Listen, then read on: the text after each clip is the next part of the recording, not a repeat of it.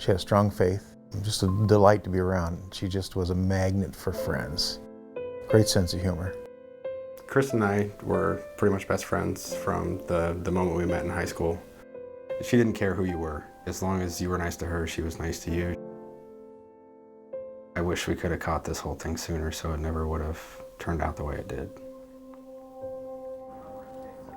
We were on our way to church on Father's Day. Kristen called her dad. She wished him a happy Father's Day, and she started to cry. Her right leg was swollen. We met her at Riverview Hospital here in Noblesville. She came out of the internal ultrasound. She knew there was something wrong.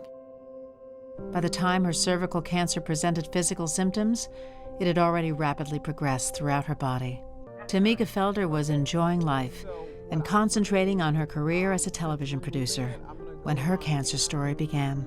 I'm gonna be the keynote speaker. Before cancer, my life was amazing, like freaking awesome, you know? I was working as a television producer. You can find the time. Thank you so much. It was just so wonderful. All the way over. And now the sail's gonna luff and come over. That's right. And like that, life changed. I hadn't been in for my PAP for a couple of years for several reasons. I didn't have insurance at first. Then I had weight, body image issues.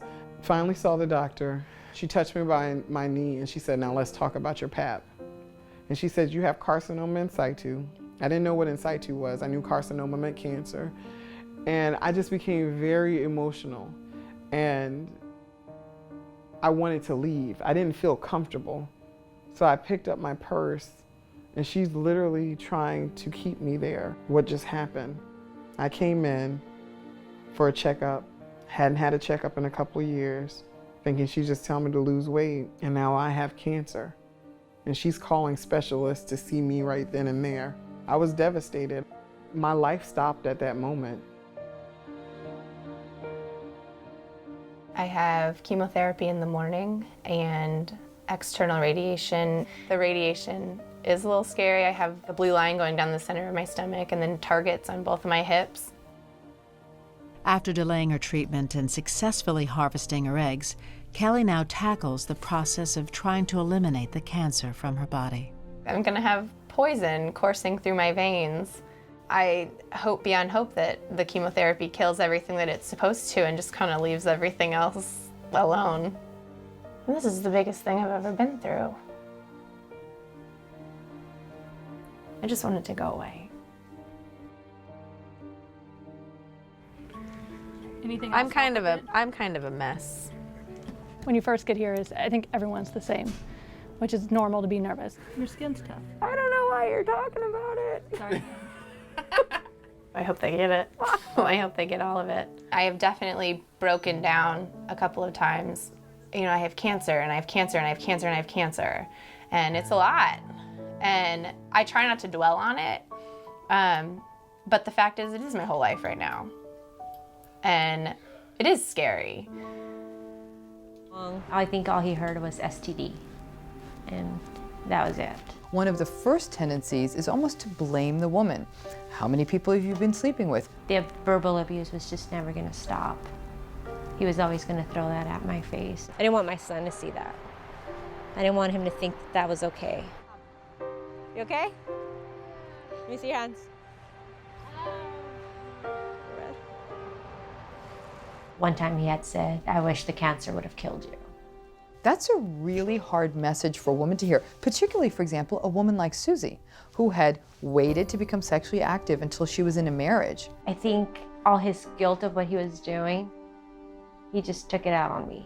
A positive HPV diagnosis can be devastating for a person emotionally. It can lead them to feel depressed, helpless, stigmatized, fearful. I was so scared and so fragile at the time. I think my biggest fear was just being a single mother. I finally decided to file for divorce. Thankfully, the judge granted me full custody and he has no rights to his children.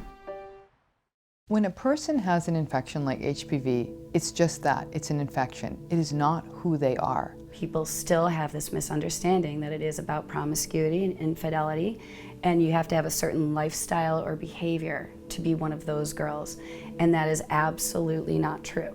When I talk to my patients, I emphasize that the virus has lived with us for tens of thousands of years, that almost all of us get infected by HPV. I remember being so embarrassed that I didn't want anybody to know that I had cervical cancer. When I emphasize it like that, I think I'm able to take away the concept that there's some sort of stigma. If a person has HPV, you're not weird. As long as people feel embarrassed about HPV and cervical cancer, they won't come forward to talk about it. You're just incredibly freaking normal. The treatment of cervical cancer can be quite invasive and result, for example, in hysterectomies in women who have not yet had children. This is a devastating consequence for a woman. On April 28th, I had a radical hysterectomy, and they removed the top third of my vagina, my cervix, my uterus, my fallopian tubes, all of the pelvic lymph nodes and pelvic connective tissue. June 14th, I lost my womb. I lost everything at that time that I thought made me a woman. I'm cut from my belly button to my vaginal lips. You really don't know how much you want something until you're told you can never have that thing. I'll never be able to create life inside of me. Did you miss me? I missed you. I try to channel the energy and keep myself focused on the goal, and the goal is to be well. I'm not saying that I won't feel like garbage, I won't feel sick. It's temporary, and I'll get through it, and then it'll be done. When Tamika Felder was diagnosed with cervical cancer, it was also the first time she had ever heard of HPV. I was searching desperately for someone to tell me that I didn't have cancer, but I did have cancer. Every time I put cervical cancer in, these letters would come up that looked like HIV, but it was HPV, and I'm like, what is this? No one ever said HPV to me, but I was angry, I was embarrassed, I was hurt, I felt like a leper. I remember praying to God, please God, just get me out of this. But Tamika's case isn't unique. HPV education and screening particularly lag within the African American and Latino communities.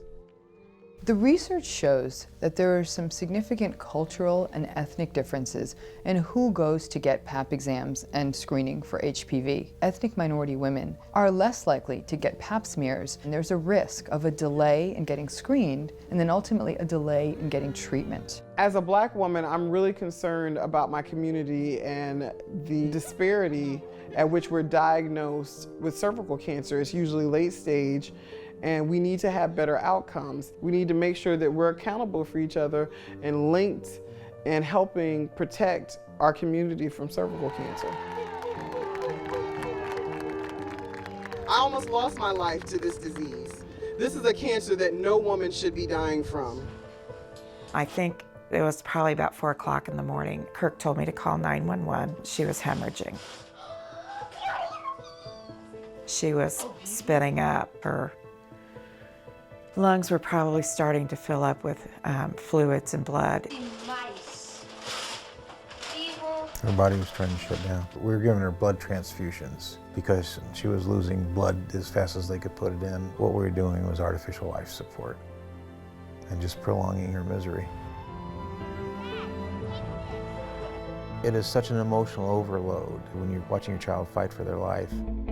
One hot-button topic in the news has been the HPV vaccine. HPV vaccines are approved for use in boys and girls and young men and women. The approval range is 9 through 26. The reason why it's important to try to vaccinate girls and boys early is because the vaccine is most effective if you give it before they have been infected by an HPV. I just got my son vaccinated. I said it's to prevent cancer, and I just left it at that. In every case where the vaccine has been studied so far, it's been shown to prevent infection, persistent infection, and development of a precancer. There's no doubt about it that the vaccine is the best protective effect which we know of at all. It is actually injected into the muscle, and it forces the body's immune system to identify the virus and create antibodies.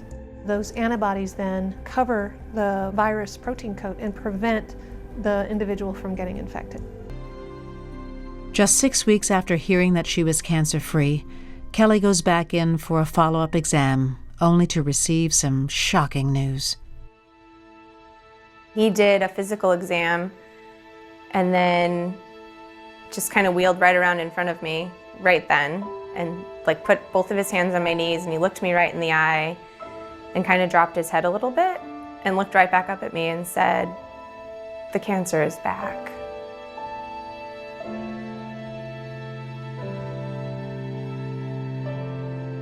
Almost a year after we first met her, Kelly decides to undergo a life-saving procedure, which removes her vagina, bladder, uterus, and pelvic lymph nodes. And they took the left 3 muscles of my six-pack and the skin over it to make my new vagina, and then they stretched everything closed and sewed it up and cut around my belly button, and the incision stops like down here. This is my urostomy bag, and this is what it'll always look like. And that's what I'm working with.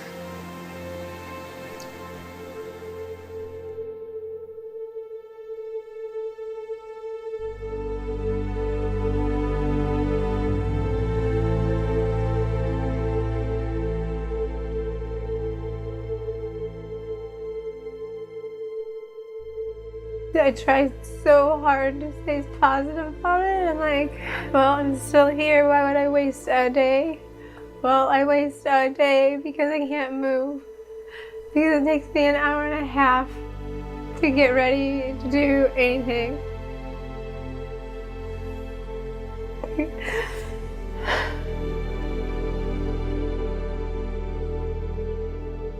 If you don't realize how dangerous this virus is, then we will take you out to the cemetery and show you our daughter's tombstone. Now I'm sitting here.